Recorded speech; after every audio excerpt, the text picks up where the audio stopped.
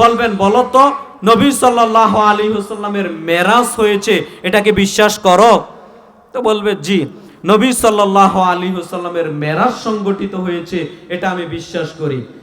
তাহলে আপনি দ্বিতীয় প্রশ্ন করেন, মেরাজে নবী সাল্লাল্লাহু আলাইহি ওয়াসাল্লাম কোথায় গিয়েছেন? হ্যাঁ, সপ্তম আসমানের উপর সিদরাতুল মুনতাহায় গিয়েছেন, আল্লাহর কাছ থেকে সালাত নিয়ে এসেছেন, আর অনেক আমল নিয়ে এসেছেন। অনেক নবী রাসূলগণের মধ্যে সাক্ষাৎ হয়েছে আসমানের মধ্যে।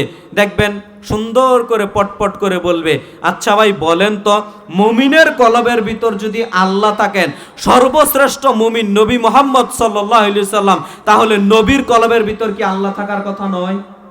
কথা কি বুঝেন? নবীর কলবের ভিতর কি আল্লাহ থাকার কথা নয়?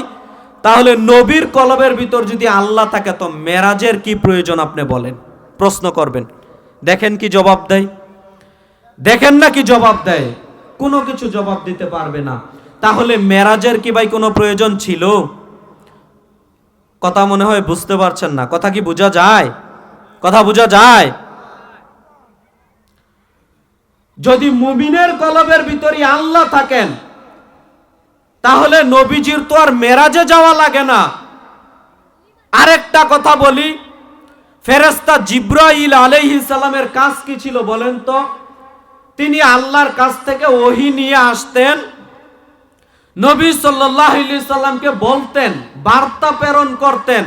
নবী সাল্লাল্লাহু আলাইহি সাল্লাম সাহাবীগণের মাঝে, বিশ্ববাসীর মাঝে বলে দিতেন। তো ফেরেশতা জিবরাইল আলাইহিস সালামের তো কোনো কাজই প্রয়োজন ছিল না যদি মুমিনের কলবে আল্লাহ থাকতেন। কেন? তাহলে নবীর কলবে আল্লাহ থাকতেন, আল্লাহ বলে দিবেন, নবীজি স্বয়ং মুখ দিয়ে বলে দিবেন। ফেরেশতা জিবরাইল আলাইহিস সালামের কোনো প্রয়োজন আছে ভাই? কথা মনে হয় বুঝাতে পারলাম না। তার মানে এইগুলো হচ্ছে সব ভ্রান্ত কথা।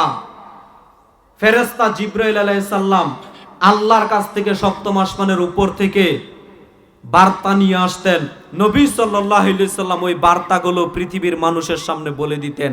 অতএব প্রিয় ভাইয়েরা আমার, আপনাদের আমি মূলত যেটা বুঝাতে চাইলাম সেটা হলো এই যে অবশ্যই অবশ্যই আপনাকে আমাকে বিশ্বাস করতে হবে যে আল্লাহ সুবহানাহু ওয়া তাআলা সপ্তম আসমানের উপর আরশে সমুন্নত রয়েছেন। না মুমিনের কলবে থাকেন? না। না সর্বত্র বিরাজমান? না।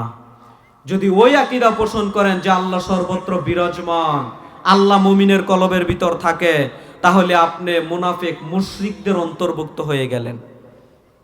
আকীদা সংশোধন করতে হবে, বিশ্বাস সংশোধন করতে হবে। আল্লাহ সম্পর্কে সঠিক আকীদা, সঠিক বিশ্বাস আপনার আমার মধ্যে নেই।